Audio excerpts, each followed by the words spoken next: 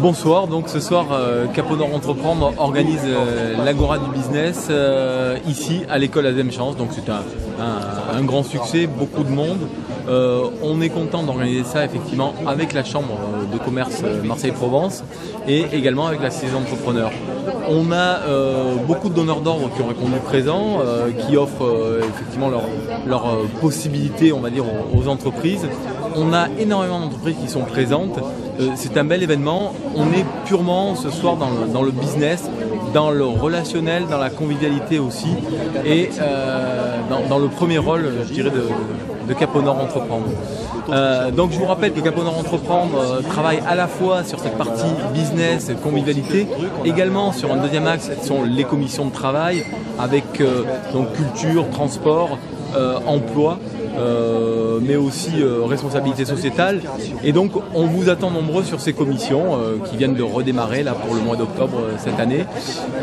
Troisième axe de travail, c'est également l'influence au travers d'événements au sein de la métropole ou au sein de nos institutions, d'aller mettre un petit peu en lumière ce territoire nord qui a énormément de possibilités, aussi bien avec en se retrouvant au centre de la métropole aujourd'hui, que également en ayant la capacité de drainer énormément d'emplois. Voilà, donc on vous attend chez Cap au Nord, n'hésitez pas à venir voir notre site internet. On est là, on répond présent, on vous rencontre si vous le souhaitez, avec plein de projets montés avec vous et pour vous. Donc voilà, je me présente, je m'appelle Grégory Bizet, je suis acheteur à la plateforme Achat Finance de Toulon, qui est un organisme du commissariat des armées. Nous travaillons donc dans le soutien des forces armées au sein de la base navale.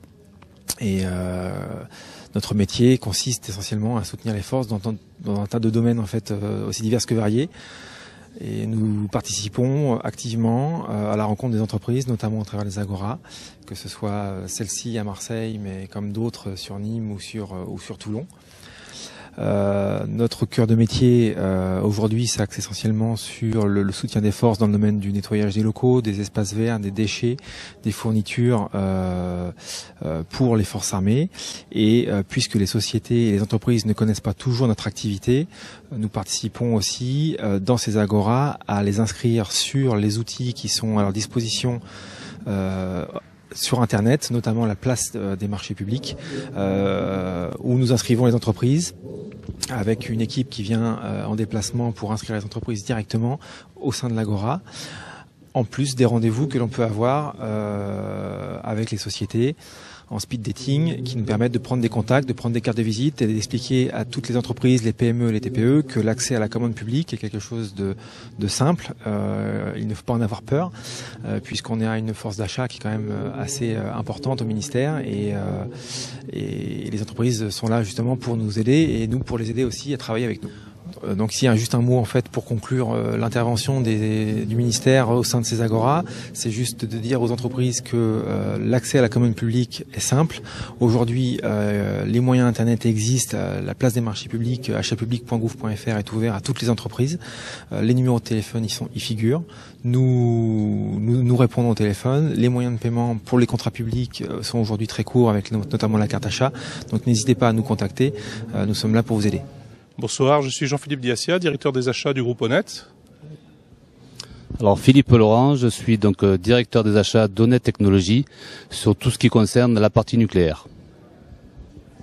Ouais, écoutez, comme chaque année, nous sommes heureux d'être présents à l'Agora des achats, puisque en tant que grande entreprise régionale et nationale, enfin avec un siège à Marseille en tout cas, il est important pour nous de venir rencontrer des acteurs locaux, surtout de faire des rencontres. On n'est pas venu avec un cahier pour prendre des commandes ou mettre en place des collaborations tout de suite, mais surtout pour faire des rencontres et trouver des opportunités, des innovations, des idées nouvelles qui pourraient faire qu'on pourrait développer du travail avec des entreprises locales et les aider comme ça à grandir, et nous aider aussi, nous aussi, à grandir auprès de nos clients. J'aimerais aussi rencontrer donc les entreprises donc plutôt sur une partie technique.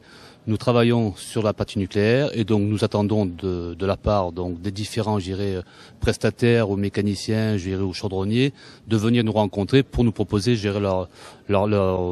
leurs différentes, je dirais, donc techniques, et à ce sujet-là, nous pourrons par la suite, je dirais, développer du business. Je dirais, donc vous pourrez aussi nous rencontrer pratiquement sur le site internet, je dirais, donc Donnet Technologies, et sur lequel vous pourrez avoir toutes les informations sur la partie, je dirais, direction des achats, et à ce titre-là, vous aurez toutes nos coordonnées pour pouvoir nous joindre.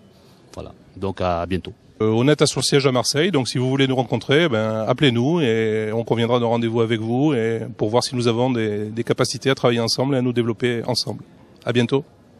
Bien, bonjour à tous, donc bienvenue à cette Agora du business Marseille Nord Euro-Méditerranée, organisée donc par Cap au Nord Entreprendre, la Cité des entrepreneurs d'Euro-Méditerranée et la CCI Marseille-Provence avec le soutien financier du Conseil général des Bouches-du-Rhône. Donc je suis Frédéric Dubessy et je vais donc animer tout le début de cette soirée qui se conclura, comme vous le savez, par des rendez-vous business acheteurs et des speed meetings TPE-PME.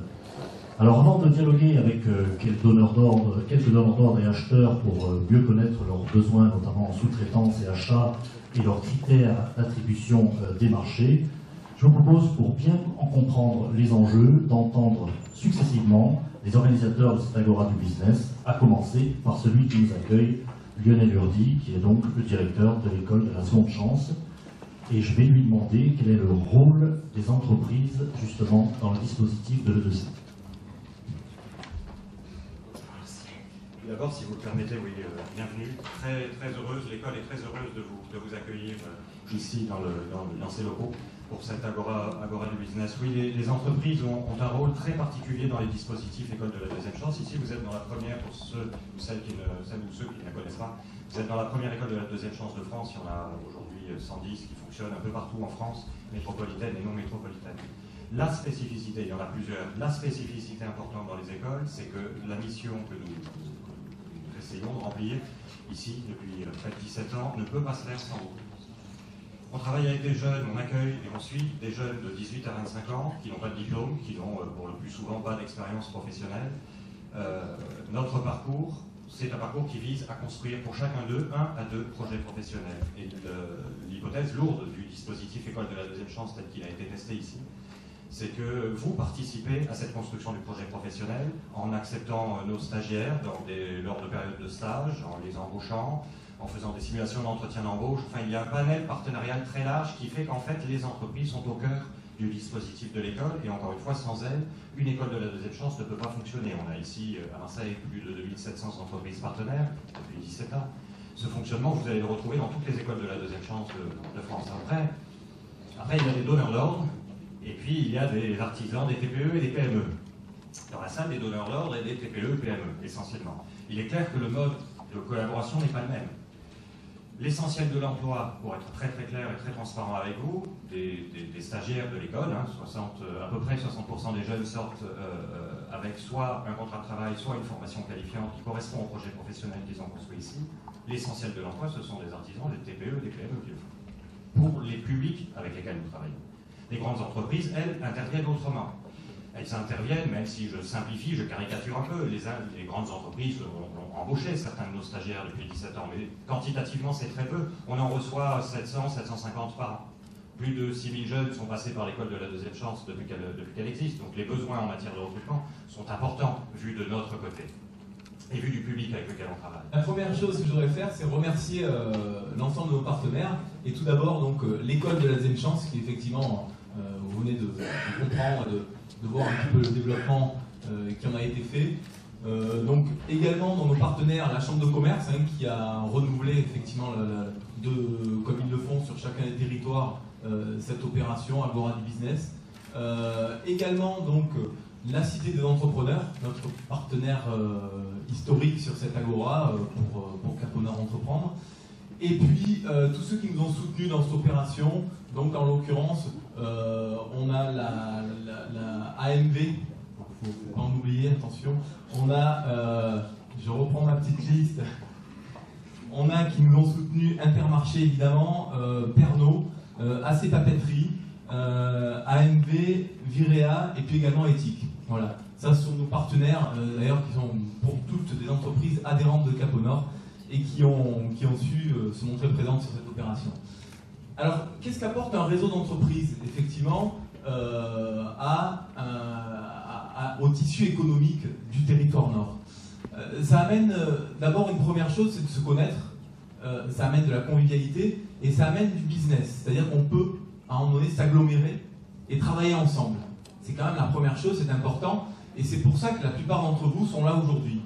Mais ça n'amène pas que ça, ça amène aussi un regard sur le territoire, à la fois effectivement sur comment ce territoire fonctionne, comment est-ce que des jeunes peuvent être intégrés à nos entreprises, ou des publics d'ailleurs pas forcément jeunes ou moins jeunes peuvent être intégrés à nos entreprises.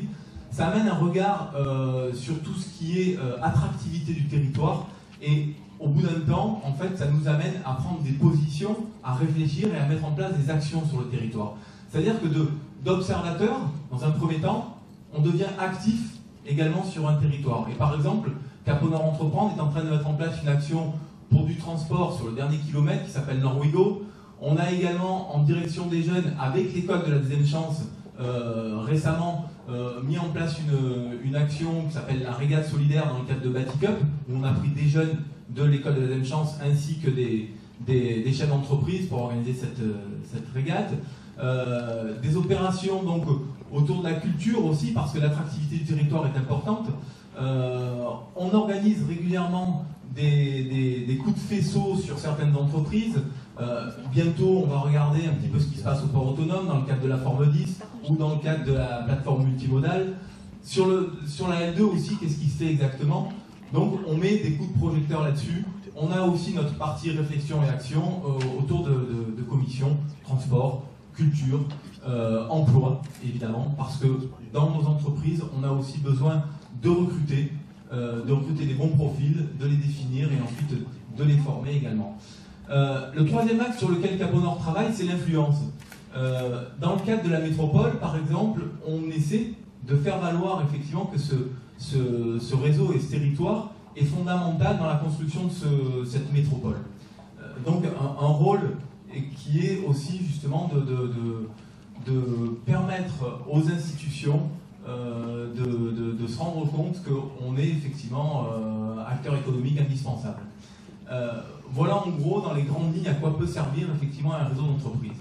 Alors ça, je voulais d'abord évidemment remercier tous les intervenants, et en particulier les donneurs d'ordre qui sont là aujourd'hui, et puis aussi remercier M. Urdi pour son accueil, et vous dire que je trouve que ce que vous faites est absolument essentiel. Je trouve que c'est un travail remarquable. Vous avez en plus un outil de travail, un lieu que je découvre aujourd'hui qui est vraiment magnifique, et je peux en tout cas vous assurer que la Cité des entrepreneurs continuera à soutenir vos activités, et peut-être plus qu'elle ne l'a fait par le passé. En tout cas, vous pouvez compter sur nous.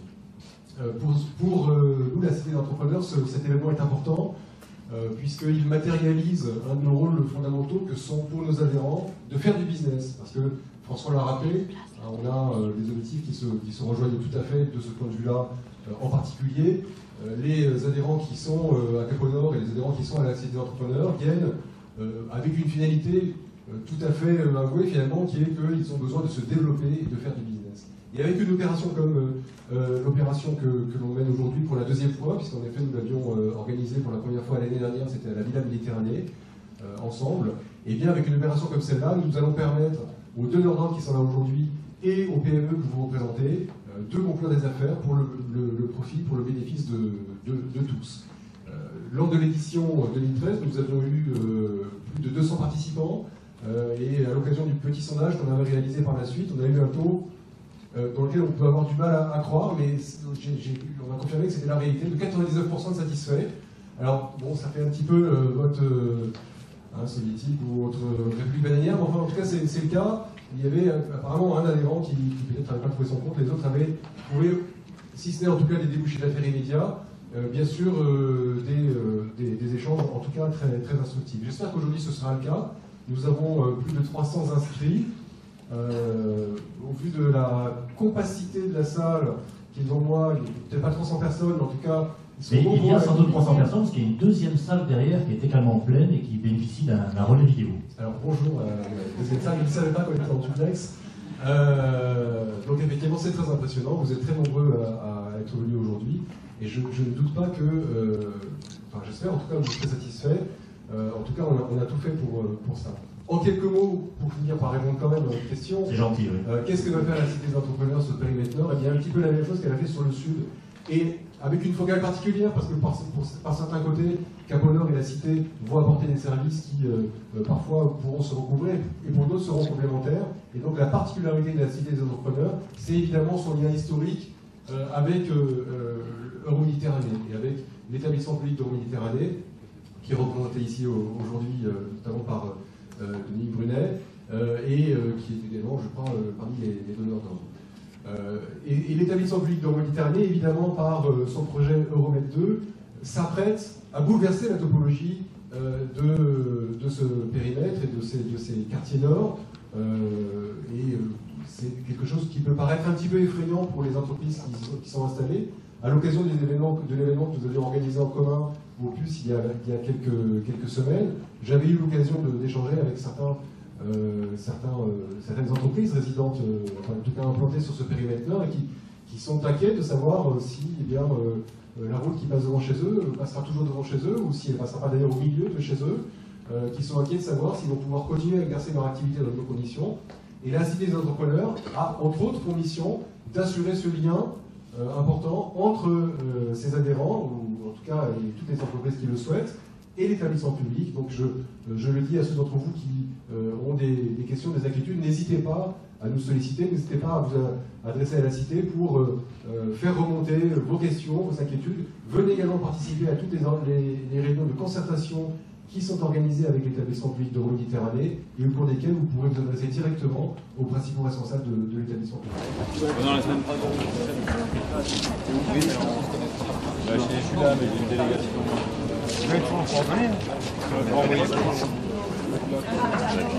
La vidéo. Il y aura des positions.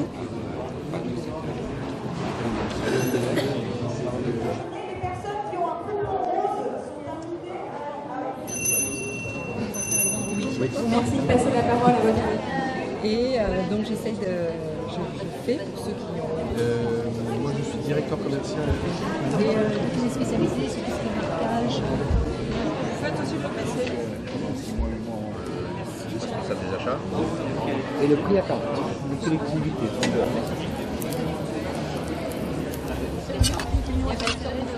Non madame.